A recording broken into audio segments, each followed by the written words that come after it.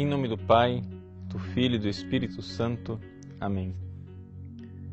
Inspirai, ó Senhor, as nossas ações e ajudai-nos a realizá-las, para que em vós comece e para vós termine tudo aquilo que fizermos, por Cristo, Senhor nosso. Amém. Santa Maria, Mãe de Deus, rogai por nós. Em nome do Pai, do Filho e do Espírito Santo. Amém. Muito bem, alegria estarmos juntos hoje no dia de São João da Cruz, o dia em que ele nasceu para o céu. O dia em que São João da Cruz, que já estava doente, na hora da sua morte, ele deu todos os sinais de que Deus já havia previsto o momento da sua morte. Ele estava doente já há muitos dias e ele sempre preocupado em perguntar as datas. Que dia é hoje? Que dia é hoje? Quando ele finalmente chegou no dia 13 de dezembro, ele começou a perguntar as horas. E então, depois da meia-noite, quando ele ouviu o sino que tocava, ele perguntou: que sino é esse? O frade respondeu: é o sino de matinas. Então ele disse: irei cantar matinas no céu. E assim morreu o grande São João da Cruz nas primeiras horas do dia 14 de dezembro. Quem foi este grande santo, reformador do Carmelo, doutor da Igreja, grande doutor místico? É o que nós gostaríamos de apresentar com muita simplicidade no programa de hoje, né? E já apresentando a vocês também esse novo cenário que vocês estão vendo aí. Nós anunciamos durante algum tempo: olha, nós estamos trabalhando no cenário, mas aí vocês agora já estão vendo, né, o nosso cenário, né, do nosso site, já refeito, pronto para ser apresentado a vocês, e queremos apresentar cada vez mais, né? Vocês estão vendo só uma pequena parte do cenário que foi montado, né? Então, nesta casa nova, inauguramos com o grande São João da Cruz. Nós temos aqui do lado a relíquia, né, de São João da Cruz, que está aí nos abençoando durante esse programa.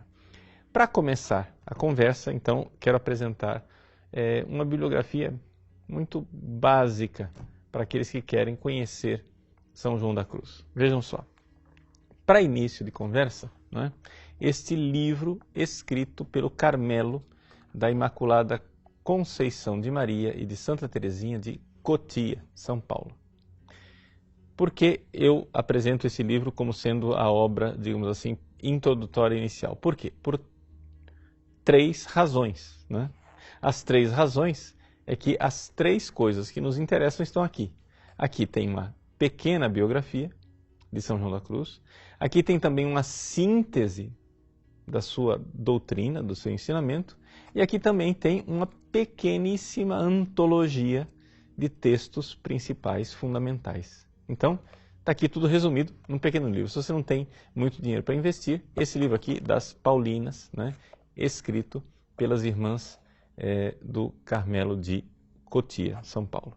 Bom, mas se você quer expandir as coisas, então a gente pode apresentar também outros livros.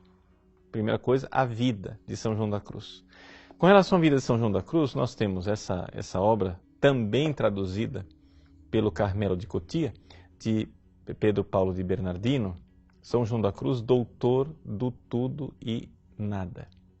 É uma biografia que você encontrar a vida dele, né, explicada, apresentada, evidente com um certo limite daquilo que é o tamanho da obra, né? Mas é uma introdução boa, né?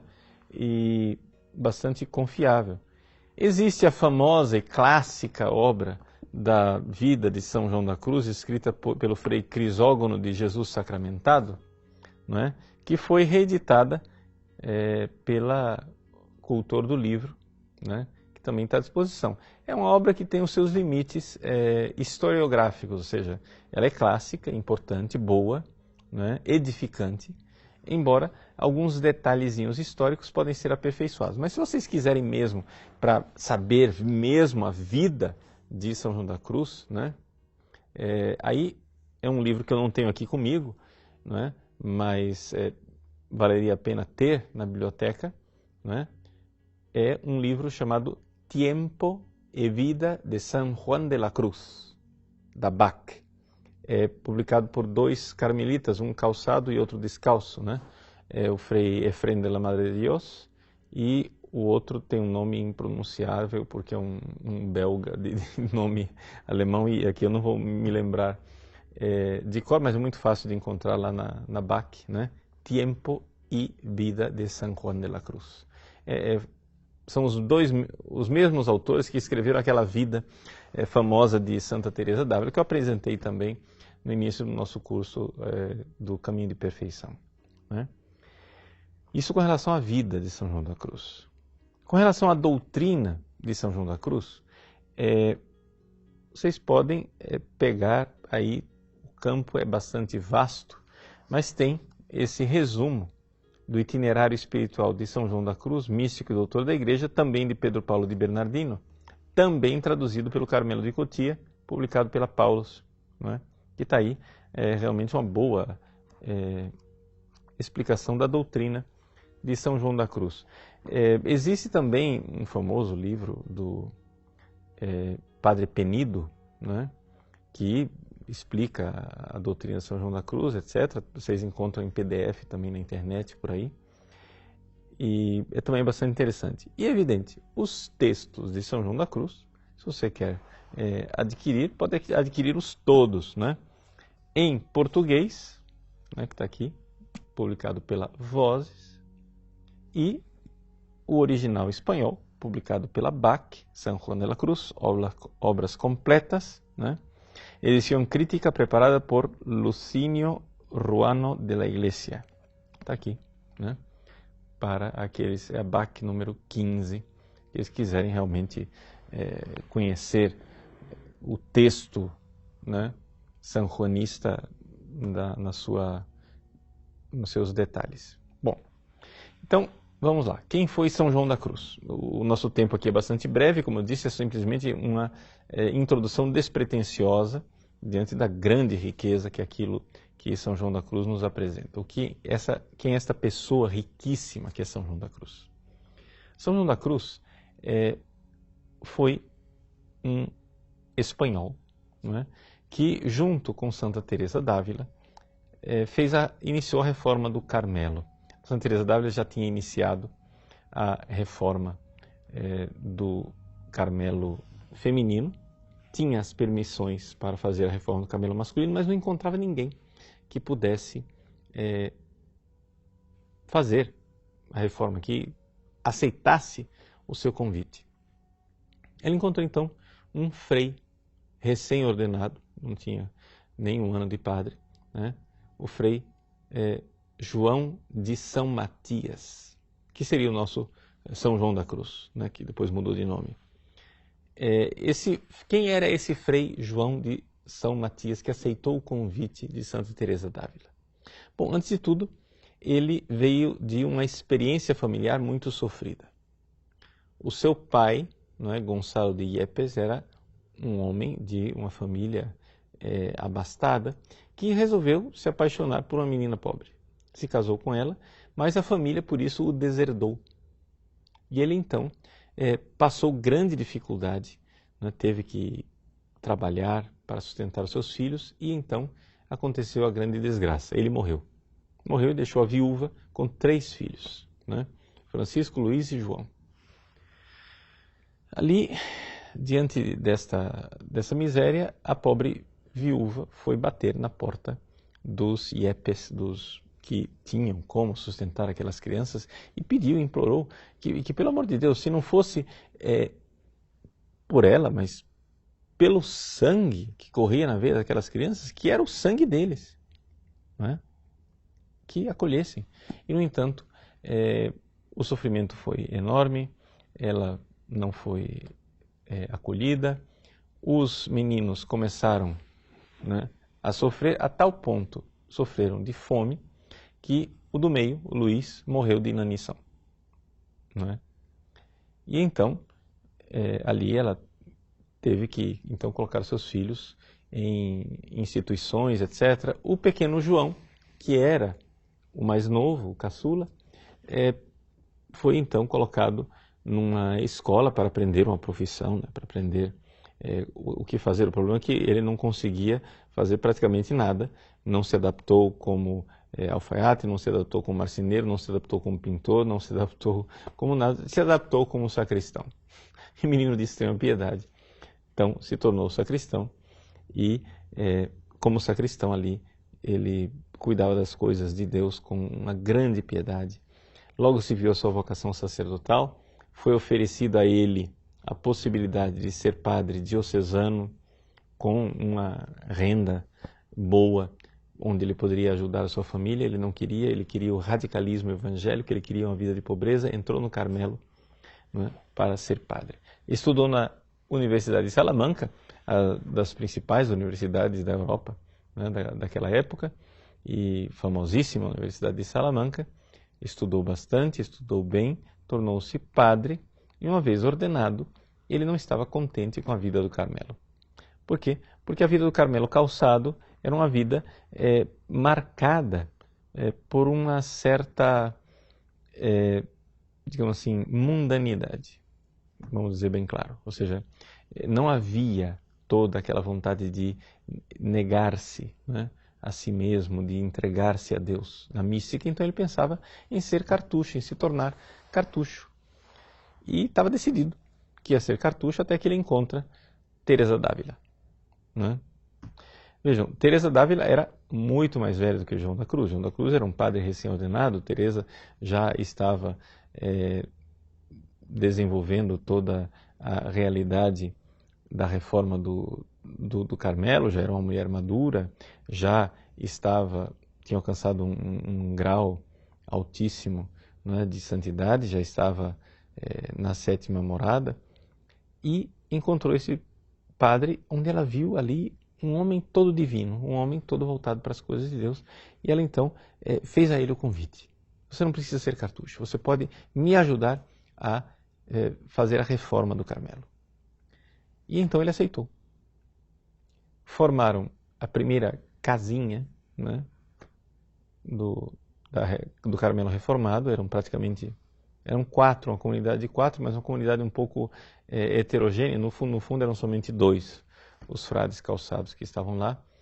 E eles viviam uma vida de uma imensa doação a Deus. Uma carta da própria Santa Teresa descreve, né, aquilo que ela encontrou ali na vida de São João da Cruz, dizendo assim que grandeza aquilo que ela estava vendo. É uma carta de 1569.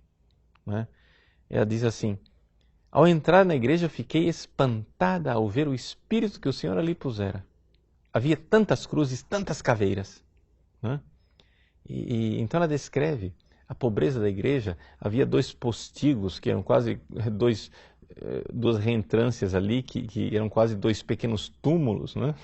Onde eles entravam, deviam ficar deitados ou sentados, ali faziam suas meditações, e ficavam ali durante um certo tempo.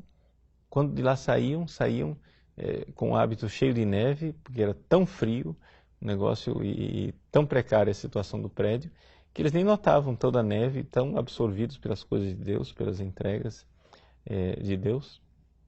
Rezavam muito, faziam muita penitência, se flagelavam, jejuns, penitências, e também faziam um apostolado, andavam léguas para ir pregar o Evangelho, e depois que andavam léguas, andavam descalços de verdade, né? Porque naquela época ainda eles não tinham feito as alpargatas que eles iriam usar, e caminhavam na neve, né, com os pés descalços. Né? Nesse pequeno período aí, os carmelitas descalços eram realmente descalços. Né? E eles então viviam essa grande doação, entrega mesmo a Deus. Não é? São João da Cruz foi convidado por Santa Teresa, não é, para ser confessor no Carmelo da Encarnação, na época em que ela se tornou priora do Carmelo, e depois começaram as confusões. Por quê? Porque, é evidente, começou toda a resistência dos calçados à reforma. Um belo dia, São João da Cruz foi aprisionado e levado para o cárcere em Toledo. E ali ele viveu 9 meses encarcerado. Durante esses 9 meses, o grande João da Cruz, que é o místico do nada e do tudo, viveu ali o seu nada, a sua grande purificação espiritual, um grande momento de intimidade com Deus. Ele, quando entrou, né, na prisão de Toledo, ele já era quase, já era muito magro, né, um homem de muita penitência. Quando ele saiu 9 meses depois, era somente pele e osso.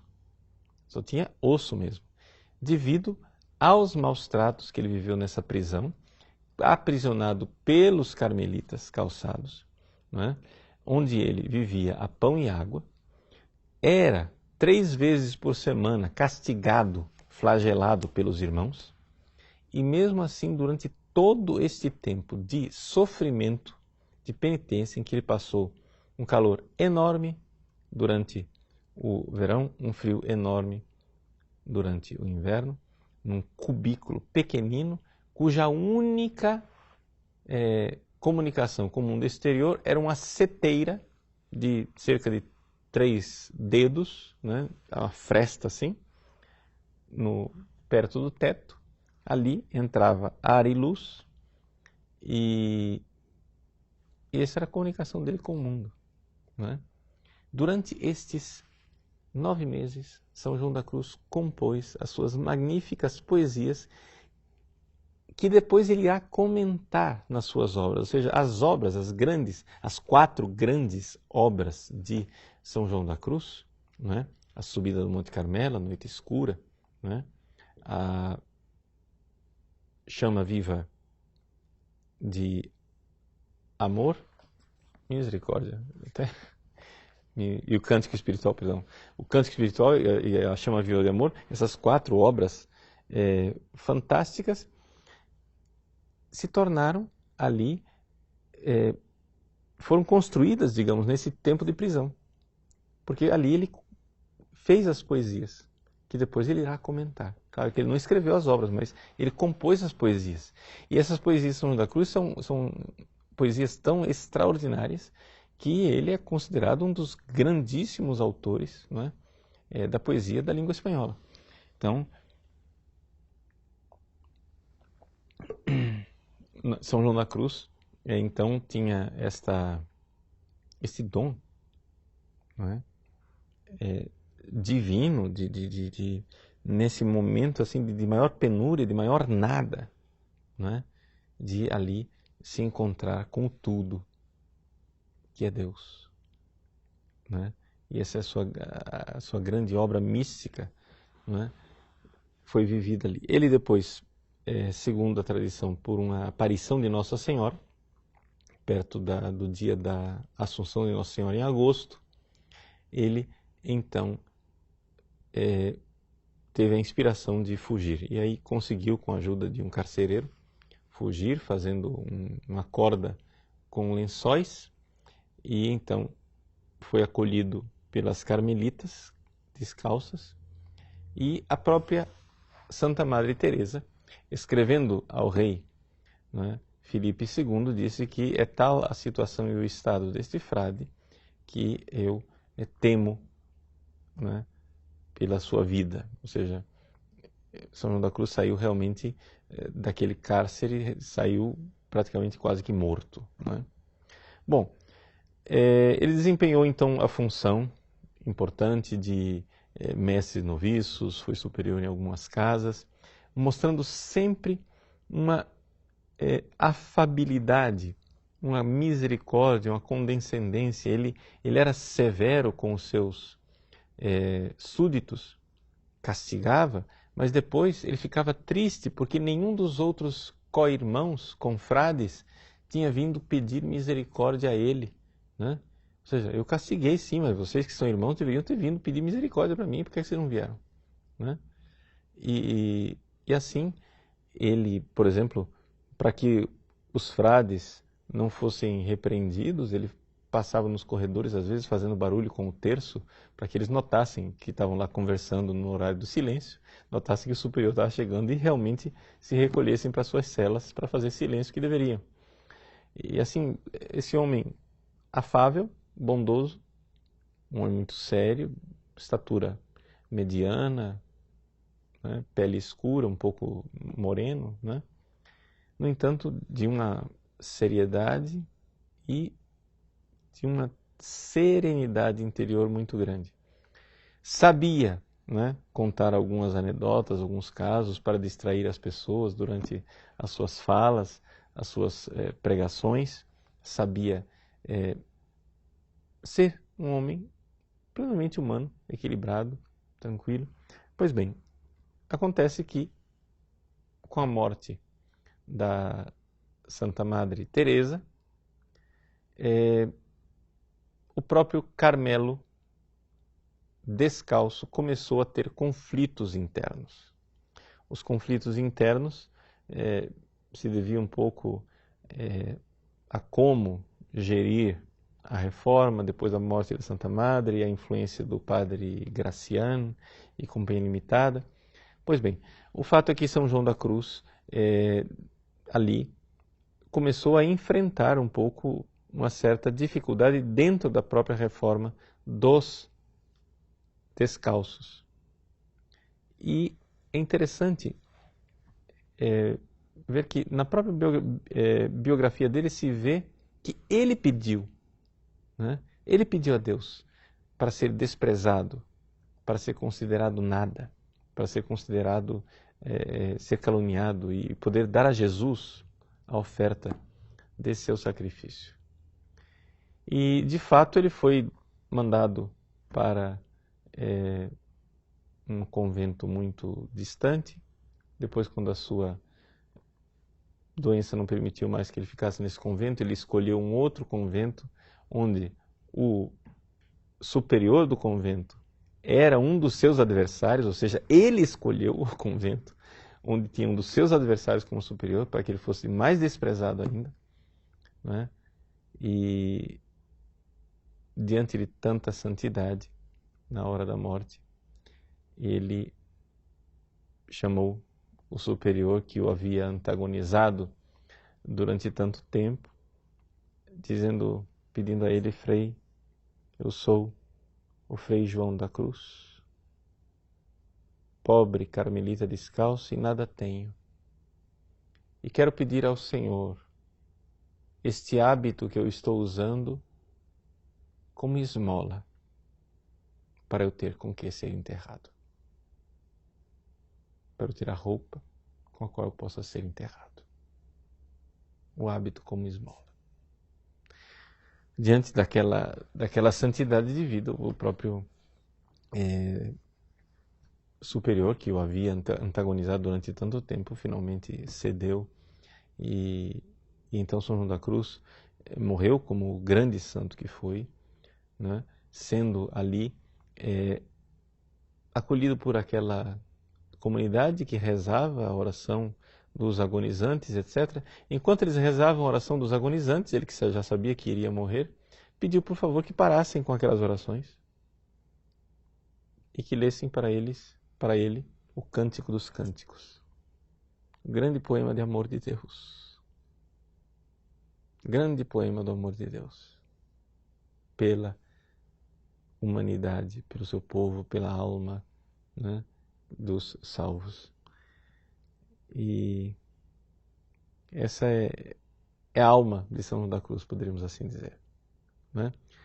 Mas esse nosso pequeno programa de introdução a São João da Cruz não seria completo, né, se a gente não apresentasse alguma coisa daquilo que é a doutrina espiritual do próprio São João da Cruz. Então, nós poderíamos dizer assim, resumir a doutrina espiritual de São João da Cruz num princípio básico.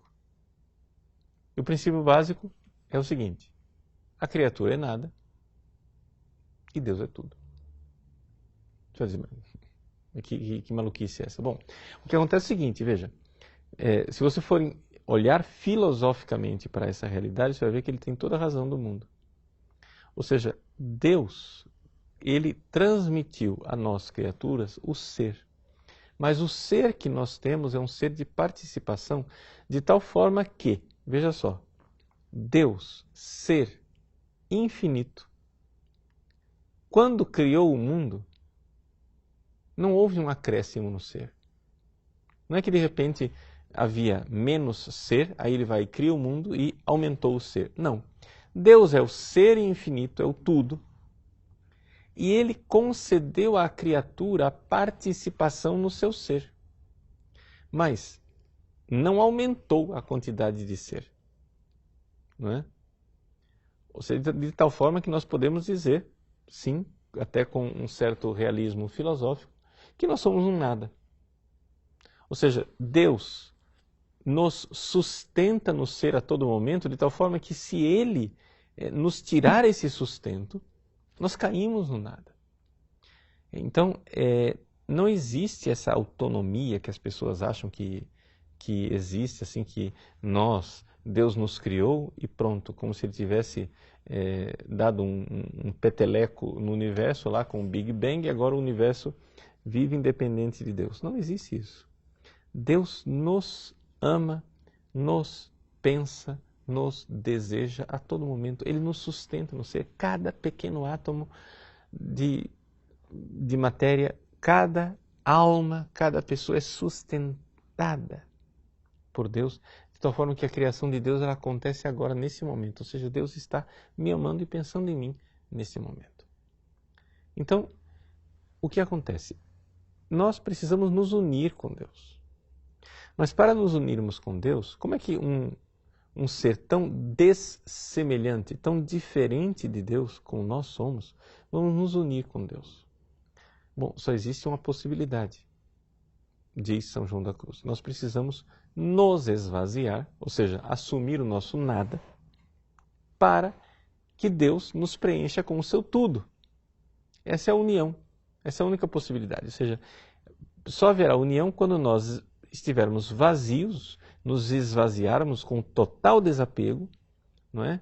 E Deus então nos preencha com o seu tudo, nos preencha com o seu ser. Esse é o caminho de Deus. Essa é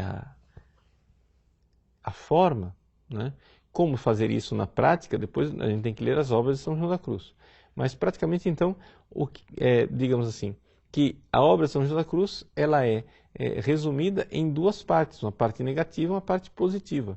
Ou seja, a parte negativa é a parte do esvaziamento e a parte positiva é a parte em que Deus nos preenche e nos une a Ele. Ou seja, é a nossa participação na divindade. Para a gente entender isso, né, a gente tem que primeiro entender o seguinte: este esvaziamento, que parece uma coisa bastante negativa em São João da Cruz, esse esvaziamento ele não é, de forma alguma, um niilismo do tipo budista, né, em que você tem que chegar a uma espécie de nirvana, uma espécie de nada. Né? Na realidade, é um esvaziamento por causa da nossa pequenez e por causa do nosso pecado. Nós precisamos nos purificar. Existe algo de muito ativo nesse esvaziamento e não é nenhuma espécie de quietismo, poderíamos dizer assim. Muito pelo contrário. E a segunda parte, né, em que nós somos participantes da natureza divina, também não deve ser confundida com alguma espécie de panteísmo, né, em que nós nos tornamos deuses por natureza. Nada disso, é uma participação da natureza divina. Eu vou ler um texto de São João da Cruz, onde isso pode ser, digamos assim, visto com mais clareza. Porém, antes disso, eu queria explicar um pouco a arquitetura, né, das suas 4 grandes obras. As 4 grandes obras de São João da Cruz são 2 obras negativas, onde o nada que nós somos se esvazia, né, para dar espaço a Deus, e 2 obras positivas, onde nós então vamos nos configurando a Deus. Não é? É claro que são duas faces de uma só moeda. Não é? A primeira obra é a subida do Monte Carmelo, que é, digamos assim, a obra mais compendiosa, poderíamos dizer. Nessa edição aqui da Vozes, ela tem 435 páginas. Não é? Essa primeira parte é a chamada purificação ativa, basicamente. Não é? Ou seja, em que nós temos que nos esvaziar por nossos esforços, então, até que finalmente se encontra a questão da noite escura, né? Que é a segunda obra. A noite escura, são duas noites escuras, como vocês sabem. Uma é a chamada noite escura dos sentidos, que marca a chamada segunda conversão, e a noite escura, né, do espírito, que é a terceira conversão, em que a pessoa se aproxima da perfeição. E as obras mais positivas, né, que é o cântico espiritual, né, e a chama viva de amor, em que aqui todo aquilo que havia de negativo, digamos assim, de purificação, que parecia uma coisa assim muito exagerada por parte de São João da Cruz,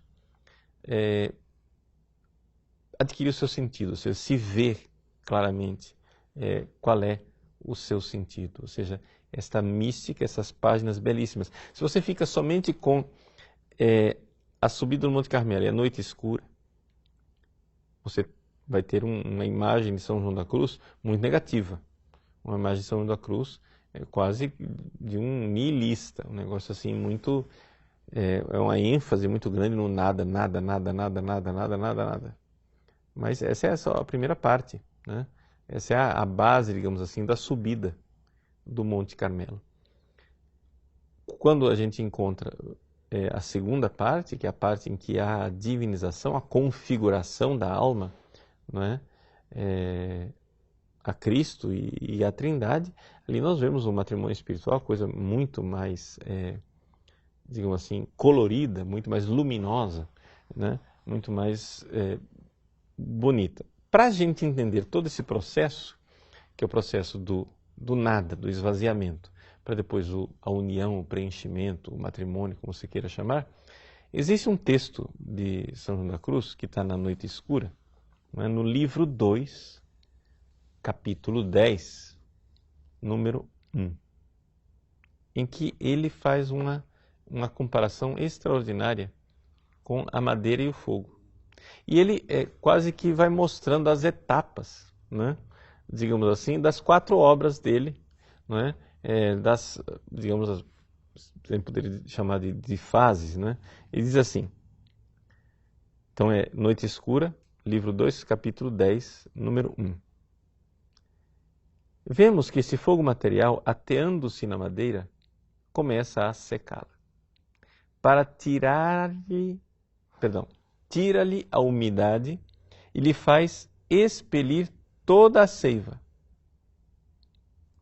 Então, veja só, primeira fase, secar a madeira, né? Fazer com que ela vá expelir toda a seiva. Então podemos dizer aqui que essa é purificação ativa, né? Ou seja, a primeira fase da purificação. Aí ele diz assim, logo continua a sua ação, enegrecendo a madeira, tornando-a escura e feia, e até com mau odor, e assim a vai secando pouco a pouco e pondo à vista a fim de consumi-los todos os elementos grosseiros e escondidos que a madeira encerra, contrários ao mesmo fogo. Então essa é a segunda parte. Então a primeira coisa vai secando, secando, secando, secando, até que a madeira fica até mal cheirosa, fica fedida. Mas aí não para por aí o processo de purificação, tem a segunda fase, que a gente poderia chamar de noite escura, né? Em que a madeira vai ficando preta, né? Vai virando carvão mesmo. Bom, uma vez que ela chegou nessa fase, ela chegou à fase, ao fim da fase, digamos assim, negativa. Aí vem a parte da fase positiva, em que ele diz assim, finalmente, põe-se a inflamá-la e aquecê-la por fora, e até penetrá-la toda, transformá-la em fogo, tão formosa como ele próprio. Então, é quando ali a madeira se torna brasa. Então a madeira fica, não há mais como distinguir madeira e fogo. A madeira é o fogo é a madeira. Né? Tornou-se a mesma coisa. Ele diz assim, e chegando a este fim, já não existe na madeira nenhuma propriedade nem atividade própria, salvo o peso e a quantidade, maiores que os do fogo, pois adquiriu as propriedades e as ações do próprio fogo. Então veja a configuração. Então, aquela coisa toda negativa que se apresentava de purificação, etc., etc., de repente se torna luminosa, porque a madeira ela se torna como fogo. É claro, aqui a madeira é a nossa alma e o fogo é Deus. Então, é assim que se dá o processo de purificação e de transformação. Para a gente apresentar a doutrina de São João da Cruz, acho que seria bastante incompleto se a gente não falasse, né, desse famoso quadro de São João da Cruz, né, do Monte da Perfeição. Por quê? Assim, eu não vou, evidente, explicar tudo, porque seria muito extenso fazê-lo, mas basicamente a ideia é a seguinte: existem 3 caminhos, né? 2 caminhos que não levam a lugar nenhum, e um caminho estreito que é o que leva à perfeição. O caminho estreito que leva à perfeição é esse que está aqui no meio. Né? Existe do lado de cá, né, o caminho do espírito imperfeito. E existe do lado de cá o caminho do espírito errado, do espírito que se desvia. Esses caminhos, eles são largos no início e vão afunilando no final. Né? Por quê? Porque são caminhos errados que não levam a nada. Enquanto o caminho de Deus, né, esforçai-vos para passar pela porta estreita, né, é esse caminho aqui, do meio, que onde São João da Cruz parece bastante radical. Por quê? Porque ele pede que nós nos desapeguemos, veja só, aqui é que vem o surpreendente, que nós nos desapeguemos dos bens terrestres, naturais, mas também nos desapeguemos dos bens celestes sobrenaturais. Isso é surpreendente. Você não esperava por essa, né? Você achava que não, tem que desapegar da terra e apegar as coisas do céu. Não, tem que também desapegar das coisas do céu. Por quê? Porque quando a pessoa vai crescendo espiritualmente e ela vai se apegando às coisas deste mundo, não é? E evidente que ela fica pesada e não cresce. Mas também se ela se apegar às coisas espirituais, não é? Aquilo que são as consolações divinas, aos bens espirituais, ela vai começar a se aproximar de Deus por interesse, que também não é correto, ela também vai ter que se purificar disso. Então, não é? É por isso que ele diz assim, os bens da terra, né? Você não pode procurar o descanso, você não pode procurar a ciência, a honra, a liberdade e o gosto. Se desapegue disso. Mas também os bens do céu. Você não pode se apegar ao saber, às consolações, aos gozos, à segurança e à glória. Ou seja, no caminho estreito, lá no meio, ele escreveu, né, 5 vezes, nada, nada, nada, nada, nada. Você tem que se esvaziar mesmo. Você vai chegar e dizer assim, mas padre, pelo amor de Deus, esse homem é muito radical. Né? Mas é que esse radicalismo de São João da Cruz, não é? Ele é um radicalismo que depois se reveste de uma beleza extraordinária. Por quê? Porque, primeira coisa, você tem que ver que é um radicalismo muito lógico. E a lógica é a seguinte: quando você ama uma coisa, você de alguma forma, se transforma naquela coisa. Você é configurado àquela coisa. Ora, se você que é uma alma feita para Deus, ama coisas aqui da terra, você se rebaixa como elas. Ou, pior ainda, você fica abaixo delas. Por quê? Porque é típico do amante se subjugar ao amado. Quando você ama uma pessoa, de alguma forma, você se torna dependente dela e submisso a ela. Então, se você ama as coisas daqui da terra, por boas e honestas que elas sejam, atenção, não estamos falando de pecado aqui. Não estamos falando de coisas boas, os bens da terra. Porque quando você ama as coisas aqui da terra, ou até mesmo as coisas que são presentes de Deus, mas não são Deus, você se subjuga a essas coisas. Mas quando você ama Deus, então você se configurou a Ele e você vai para o nível de Deus. Você então se coloca no nível dele. E o fato de você estar subjugado a Deus não é problema nenhum, porque afinal das contas nós somos criaturas e nós somos feitos para ser subjugados a Deus mesmo. É exatamente isso. Então, quando você ama Deus, você é configurado a Ele e você se eleva. Não é aquela... a forma mais bela de expressar esta doutrina de São João da Cruz é aquela comparação do Divo Barsotti, né? Do Dom Divo Barsotti que diz assim, olha, você imagina um príncipe. O príncipe vai disfarçado de mendigo a uma favela. E ele se apaixona por uma favelada.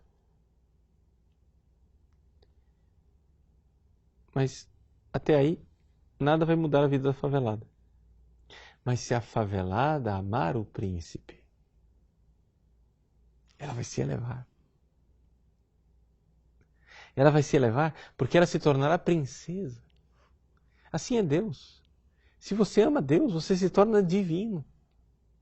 Mas como é possível amar a Deus se nós estivermos apegados afetivamente às criaturas aqui na Terra? Então é necessário você passar por este nada, para que então um dia você possa reencontrar as criaturas às quais você se desapegou em Deus. Porque quando você perde tudo para ir para Deus, na verdade você não perde nada, porque você vai reencontrar todas essas coisas em Deus. Mas é necessário passar por um processo de desapego e purificação. Então, assim, a doutrina de São João da Cruz, que parece uma coisa impossível para o homem comum, impossível para um homem casado, pai de família, para uma mulher casada, mãe de família, na verdade não é impossível.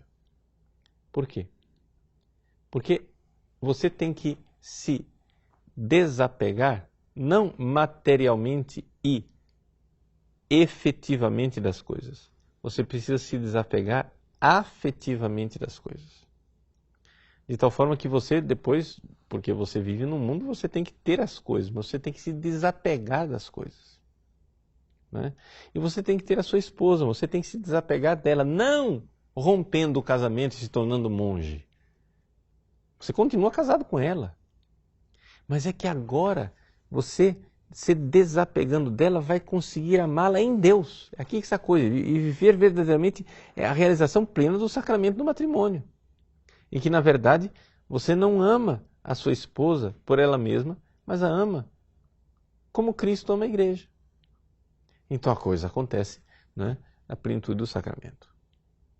Então, aquilo que São João da Cruz é tão radical, na verdade, é radical mesmo, mas é um radicalismo que permite o amor verdadeiro. As pessoas não se dão conta de que do jeito que nós estamos, egoístas como nós somos, vaidosos como nós somos, soberbos como nós somos, nós não damos conta de amar. Ou seja, é um negócio quase desesperador. Você primeiro começa lutando com a vaidade. Aí depois, quando a vaidade já não te preenche mais, que você está lutando com a vaidade, aí você nota uma soberba enorme em você. E aí depois você vai combatendo essa soberba, mas chega um ponto que ou Deus entra num processo de purificação passivo, ou seja, em que Deus é ativo e você é passivo, para te livrar dessa miséria, ou você realmente não consegue ser este nada, né? Essa criatura totalmente pequenina e submissa, sem soberba nenhuma, esse esvaziamento total, essa kenosis total, para poder se preencher de Deus. Então Deus tem que entrar nesse processo. Agora, muita atenção, este processo de esvaziamento, ou seja, esta noite escura, principalmente a primeira, noite escura dos sentidos, ela é muito mais sentida, digamos assim, no campo da oração e da espiritualidade entre as pessoas de vida contemplativa. A noite escura dos sentidos, para quem está na vida ativa, como nós, ela se dá de outra forma. Ou, para um monge ou uma monja que tiveram uma vida ativa fora antes e depois se tornaram contemplativas, né, se dá de outra forma, porque a pessoa, no sofrimento do apostolado, ela se purificou já muito. Se ela tinha um apostolado correto, né? E nos fracassos, nas perseguições, ela vai se purificando. Então, assim, Deus escolhe caminhos para cada um, os caminhos das purificações, esses caminhos de esvaziamento do nosso nada, para que nós possamos verdadeiramente nos preencher com Deus. Mas é importante lembrar isso, lembrar que não acontece, não se dá um verdadeiro processo de amor a Deus se não houver um radical desapego, né, da criatura. Nós poderíamos dizer que tudo isso que São João da Cruz nos ensina pode ser resumido também numa frase da pequena Teresa, né? A Teresa de Lisieux, Santa Teresinha do Menino Jesus e da Sagrada Face. Ela diz: Aimer, c'est tout donner, et se donner soi-même. Teresinha era grande discípula de São João da Cruz, né? E você encontra na espiritualidade de Santa Teresinha traços muito mais claros de São João da Cruz do que até mesmo da própria Santa Madre Teresa d'Ávila. E esse tout donner, essa coisa de se doar totalmente, não é? E doar a si mesmo é, na realidade, toda essa parte purificativa, digamos assim, da ascensão, né, do Monte Carmelo. E uma vez que a gente chega lá em cima, aí vem todas as maravilhas de Deus. São João da Cruz, né, coloca aqui em cima os 7 dons do Espírito Santo, os frutos do Espírito, as virtudes, fé, esperança e caridade, né? Depois as próprias virtudes infusas humanas, né, da justiça, fortaleza, prudência, temperança. Ali acontece, né, a segurança, ali acontece o silêncio divino, a sabedoria divina, etc. e tal, né? Ou seja, no topo do monte está o sacro convívio com Deus, que é essa plena configuração a Deus. Certamente tem algumas pessoas especializadas em São João da Cruz que vão depois assistir esse programa e vão dizer: Padre Paulo, o senhor matou São João da Cruz porque apresentou São João da Cruz em 50 minutos. Eu não tenho dúvida de que foi isso mesmo, mas é uma forma da gente, não é, pelo menos divulgar o básico daquilo que é a doutrina de São João da Cruz. Certamente um dia, quem sabe, iremos fazer um programa sobre São João da Cruz, bem mais extenso, mas eu vou ter que me aprofundar muito mais na doutrina de São João da Cruz, porque também para mim é uma coisa que eu estou estudando, crescendo, né, na doutrina dele, etc, etc. Um pouco o meu caminho espiritual pessoal foi assim: eu encontrei primeiro Santa Teresinha, depois encontrei Santa Teresa d'Ávila, e agora estou encontrando São João da Cruz, né? Então assim, aí ficou a Trindade Carmelita, né? Provavelmente depois eu vou encontrar Elizabeth da Trindade, sei lá, Santa Teresa Benedita da Cruz, sei lá o que é que eu vou mais, né, encontrar na espiritualidade carmelita.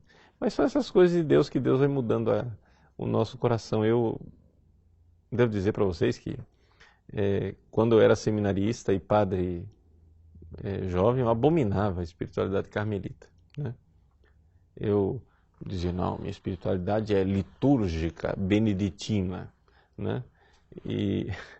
Mas depois da morte de São João Paulo II, né, que era um homem de grande profundidade no conhecimento da espiritualidade carmelita, né, ele de lá do céu acho que colocou a mão novamente na minha cabeça e foi mudando a minha cabeça, né?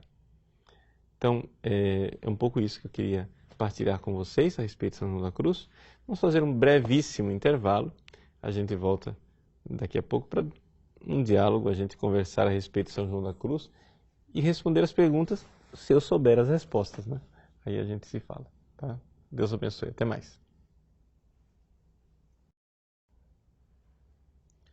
Muito bem, então retornamos para tentar, né, responder algumas das perguntas. Vocês também são cruéis, vocês fazem cada pergunta, né?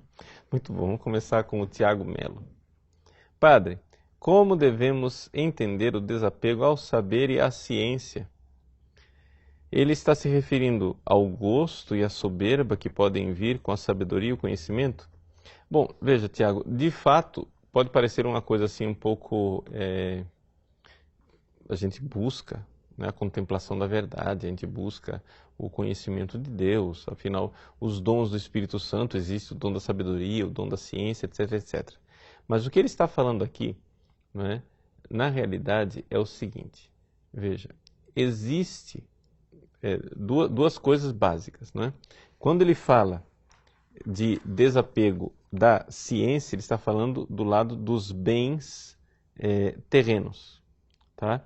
Então, ele está claramente aqui se referindo à ciência das realidades terrenas, o que significa o seguinte: existe muitas vezes um problema, não é? De nós ficarmos apegados a um conhecimento das coisas intramundanas e esquecermos as coisas espirituais. Então, isso aqui é mais fácil de resolver. O problema maior é quando ele, do lado dos bens do céu, ele coloca o saber. Como explicar isso? Bom, o fato é o seguinte, é que você veja que isso está bem no início da subida. Então, o que acontece é o seguinte, é que a pessoa que está começando o seu caminho espiritual, ela acha que conhece Deus. Ela acha que sabe as coisas divinas porque estudou o catecismo. E, no entanto, a grande realidade é que quando você vai crescendo espiritualmente, você começa a ver que, no fundo, não existe conceito no qual caiba Deus. Não é? E sem ficarmos num fideísmo, numa espécie de não conhecimento, de niilismo, né? Na realidade, o que acontece mesmo é que a gente tem que pegar as pequenas ideias que nós temos de Deus e tudo isso tem uma tendência muito grande de se transformar em ídolo. Ele vai confeccionando um Deus à nossa imagem e semelhança. E isso precisa morrer. Isso precisa ser negado. Né? Ou seja, nós precisamos nos desfazer do deusinho que a gente acha que compreende. Para então, uma vez que a gente, né, sobe, aí aqui em cima, então se manifesta o dom da sabedoria e da ciência, propriamente dito. Mas é que houve inicialmente digamos assim, uma necessidade de um desapego nesse campo. Né? Segunda pergunta. Lucas Eduardo, Padre Paulo, sua bênção. Quais são os sinais daqueles que chegam à noite escura dos sentidos? Olha, Lucas, o que acontece é o seguinte. Aqui, comparando com as moradas de Santa Teresa d'Ávila, não é? Aqui existe muita controvérsia com relação à distribuição das moradas e as noites escuras, tá? Mas, seguindo aquilo que é o caminho mais plausível, o que acontece é o seguinte, a primeira morada você vai e rompeu com o pecado mortal. A segunda morada é a grande tentativa, luta contra o pecado venial. Na terceira morada, quando a sua luta com o pecado venial já está bastante estabelecida, então você começa, não é, a viver uma realidade em que você vê que você não consegue subir mais. E esse não conseguir subir mais, né, Deus vai ajudando você e vai ajudando nós que somos de vida ativa, que não somos contemplativos, ajuda através de perseguições, de fracassos pastorais, de incompreensões, de calúnias, né, de doenças. Então, tudo isso vai acontecendo e a gente vai tendo essas purificações, né? Então, na realidade, não se preocupe muito se você está na noite escura dos sentidos. Se preocupe com o seguinte: as permissões divinas, ou seja, Deus vai permitindo os sofrimentos para você, abrace a cruz. Jesus mesmo disse, renuncie a si mesmo, tome sua cruz dia após dia. E através deste abraçar a cruz, você vai se purificando, né? Então aceite os problemas da vida como um caminho, né, de purificação, sem que isso, atenção, afete os outros. É evidente, se você é pai de família, se você é responsável por uma comunidade, etc, etc, as injustiças, elas podem ser acolhidas interiormente como cruz, né? Mas você, é evidente, vai ter que lutar, né, para reparar aquela injustiça, resolver aquele problema, porque tem uma comunidade inteira que pode sofrer, né, com isso tudo. Marcos Antônio. Padre Paulo, ao afirmar que somos dessemelhantes a Deus, não estamos contrariando nossa fé de que somos imagem e semelhança de Deus? Marcos, não. Por quê? Porque, na realidade, quando você fala de teologia, você tem que sempre se dar conta do seguinte, que as palavras, elas têm vários sentidos. E quando as Sagradas Escrituras nos falam que nós somos imagem e semelhança, né, ela está querendo dizer uma coisa. Quando São João da Cruz fala da dessemelhança, ele está querendo dizer outra coisa e não há contradição. Por quê? Porque nós estamos em âmbitos diferentes. A imagem e semelhança da Sagrada Escritura quer dizer o seguinte: na criação, o homem foi feito em toda a criação para ser imagem. Primeira coisa que os anjos não conseguem ser, nesse sentido de que nós temos corpo, nós somos visíveis, etc. e tal, e semelhança. E essa semelhança, ela significava exatamente a graça no qual o homem se encontrava antes do pecado original, não é? Então havia, sim, um caminho, não é? Em que, apesar da pequenez do ser humano, o ser humano já estava agraciado e estava neste caminho de configuração a Deus. Pelo pecado original, as coisas se tornaram um desastre. Então nós perdemos a semelhança, né? E nos tornamos somente imagens. E é isso que quer dizer a Sagrada Escritura. Já o que São João da Cruz está querendo nos dizer é outra coisa. São João da Cruz está querendo nos dizer que existe entre o Criador e a criatura um abismo. Ou seja, que é exatamente o fato de que ele é infinito, nós somos finitos. E por mais que eu possa dizer que Deus me criou sua imagem e semelhança, não há como negar esse abismo. E esse abismo ele existe não por causa do pecado.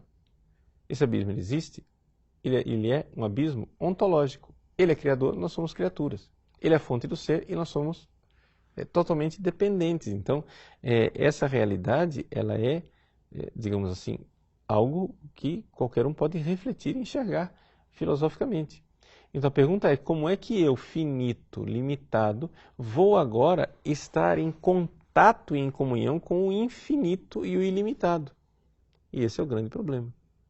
E é isso que ele quer dizer com dessemelhança. Tá? Christian Gurgel. Padre, o que é necessário para começar a ler os escritos de São João da Cruz? Posso ir direto aos escritos? A filosofia ajudaria? Porque acontece de muita gente ler e acabar não entendendo. Christian, então, eu aconselho a você a não ir direto para os escritos.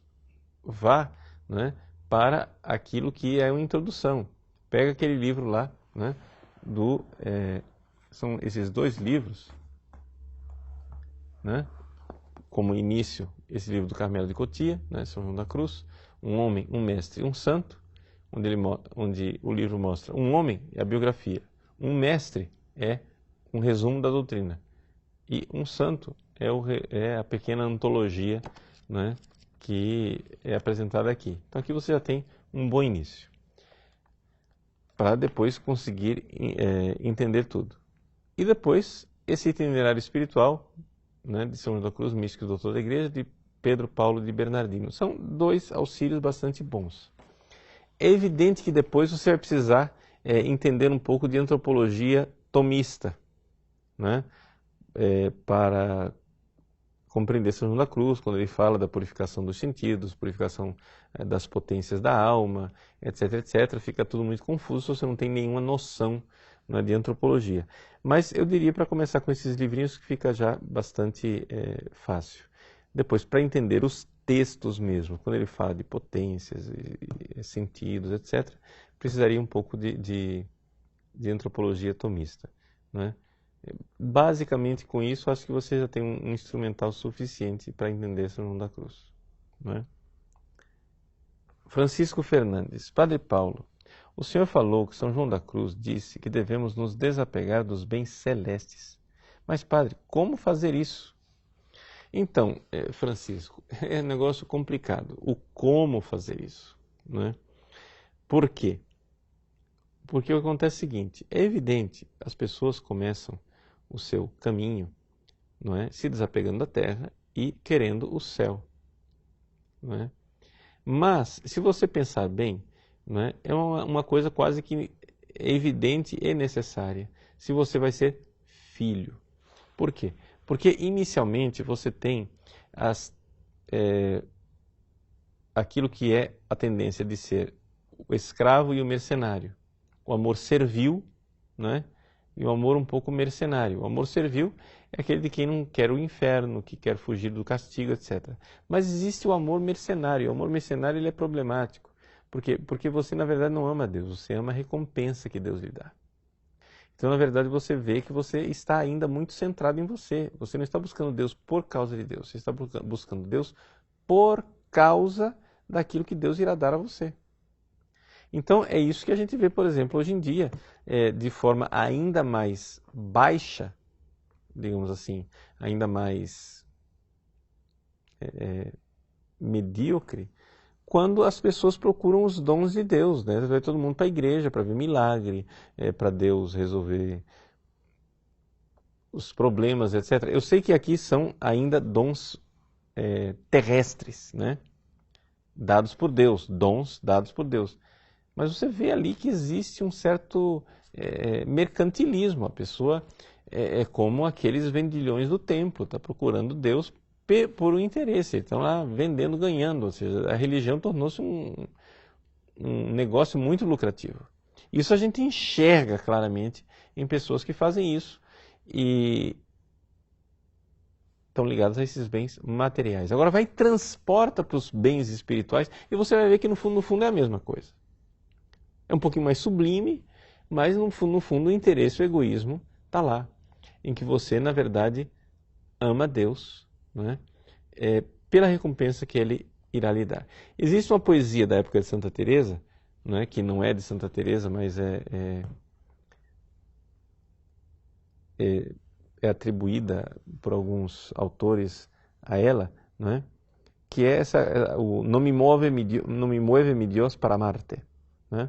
Ele diz assim: aunque no hubiera cielo, te amara. Aunque no hubiera infierno, te temiera. Mesmo que não houvesse céu, eu te amaria. Mesmo que não houvesse inferno, eu te temeria. Ou seja, amar Deus simplesmente por Deus. Mesmo que não houvesse céu. Não é? Isso é uma coisa que é difícil de alcançar, mas não é impossível. Não é? E não é assim uma coisa de os píncaros celestes, digamos assim, dos dons. Eu digo isso com muita tranquilidade. Eu não sou nenhum místico, né? Não estou nas moradas elevadas, eu estou aqui como principiante, né? Engatinhando nas primeiras moradas, mas esses dias na missa, né? Me veio durante durante a oração eucarística. A clara percepção, né, digamos assim, uma luz interior,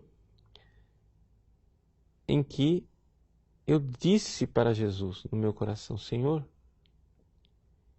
mesmo que vós revelasseis a mim que eu estou condenado ao inferno, que eu não sou um dos eleitos, eu quero dizer, Senhor, que eu vos servirei até o fim. Vos amarei, vos honrarei e adorarei, porque sois sumamente bom e digno de ser amado. Essa luz que me veio, não creio que eu seja um grande místico, que eu esteja, né, sei lá, em que moradas superiores. Eu acho que se eu alcancei isso, você também alcança, né? Então, é uma coisa assim muito... Mas é importante saber que isso está no projeto, ou seja, é preciso pedir a Deus essa graça. Ele vai dar essa graça a nós, né? Lucas Santos. Padre Paulo, explica as noites escuras do sentido e da alma para nós. Já ouvi pessoas dizendo que estavam na noite escura do espírito e foi confirmado pelo seu confessor. Pode explicar?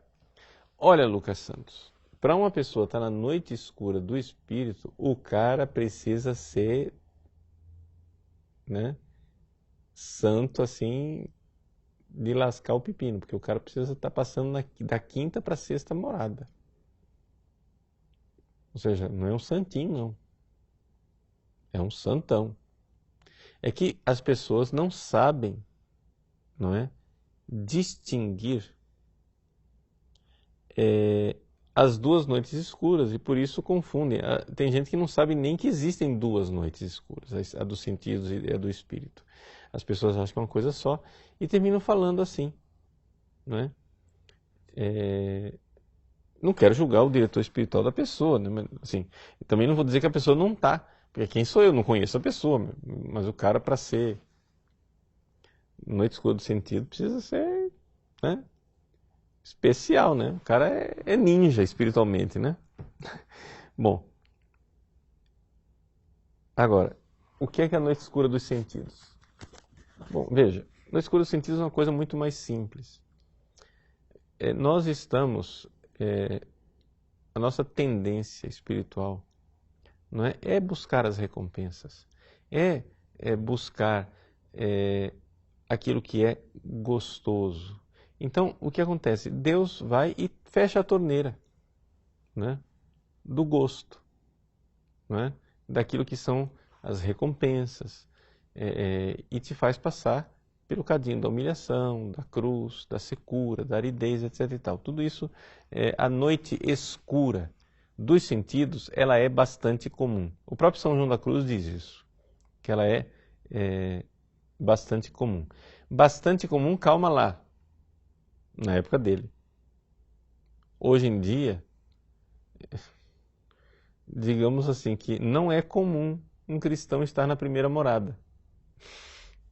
Infelizmente, tem muita gente em pecado mortal, recebendo comunhão, indo à missa, não está nem aí, porque nós estamos numa bandalheira, o pessoal está numa situação de crise de igreja que é muito complicada. Então, a quantidade de gente que acha que está salvo, na verdade, está na rampa do inferno, né? Eu não quero ousar julgar ninguém, mas eu acho, pela experiência de confessionário que eu tenho, que é algo assim considerável, né? Mas na época de São João da Cruz, né, havia assim, entre os religiosos, né, uma vontade mesmo grande de ser de Deus. E então havia inúmeros religiosos que chegavam à noite escura dos sentidos, né, que era uma coisa bastante comum, não tão rara. Enquanto a noite escura do espírito, essa é uma coisa rara, porque aí você está numa situação em que Deus está purificando, não é, a sua fé, para que a sua fé seja totalmente pura, não é? Então aqui você já está num nível elevado, você está purificando, né, as suas virtudes teologais e sobretudo a fé. Santa Teresinha do Menino Jesus, naquela purificação enorme que ela vivia, embora a vocação de Santa Teresinha do Menino Jesus é um pouco difícil de explicar e de encaixá-la dentro da questão das moradas e das noites escuras, porque parece que Deus a escolheu um pouco para ser a mestra desse nosso século de ateus e fez com que ela então vivesse uma experiência, digamos assim, de padecer nela mesma, na sua alma, né? Aquilo que os grandes ateus padecem. Então, assim, parece uma vocação um pouco especial. Mas seja como for, é isso, essa coisa da purificação da fé, né?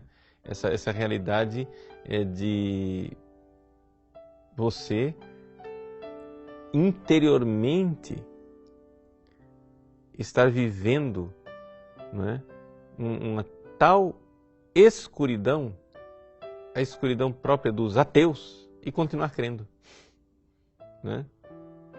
E isso daqui é uma coisa para pessoas realmente mais avançadas, tá? Então, acho que encerramos por aqui, tá? Para termos um pouco essas perguntas. Eu também não sei que tem mais perguntas de vocês, mas gostaria de agradecer a vocês todos, né, por terem comparecido a essas aulas. Nós vamos aí continuar no nosso site, vocês estão vendo aí o novo cenário, e quero pedir a vocês um favor. Veja só, aqui eu não gosto muito de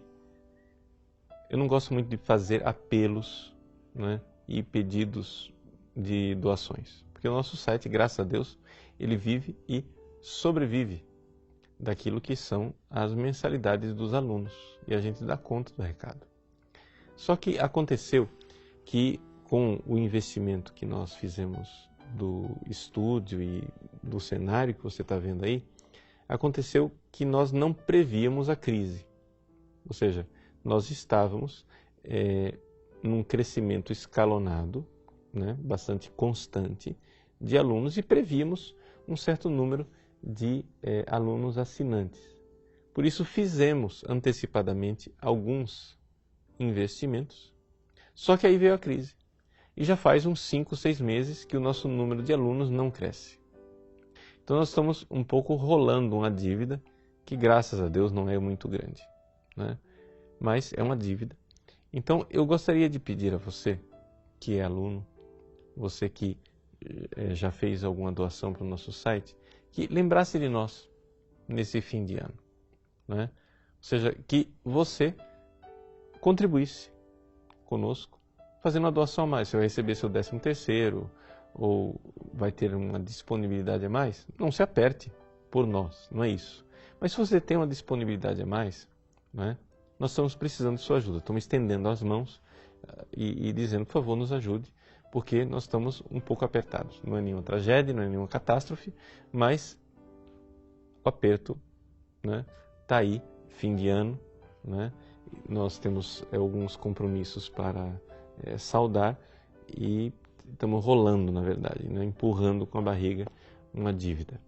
Então, se você tiver condições, eu peço sua ajuda, né, e que Deus recompense, né? O que nós podemos dizer é que nós iremos retribuir com muito trabalho no ano 2016 e queremos trabalhar mesmo e oferecer para vocês, né, realmente um serviço de qualidade para que nós sejamos cada vez mais essa família espiritual, a família espiritual que quer crescer na virtude e estar próximo de Deus, tá bom? Deus abençoe vocês, né? E vamos agora dar a bênção com a relíquia de São João da Cruz. Que São João da Cruz seja para nós realmente este dom, esse grande mestre, grande doutor, né, de nossas almas, que nos ensina o caminho da santidade. O Senhor esteja convosco, Ele está no meio de nós. Abençoe-vos o Deus Todo-Poderoso, Pai e Filho e Espírito Santo. Amém. Uma boa noite a todos. Deus abençoe você.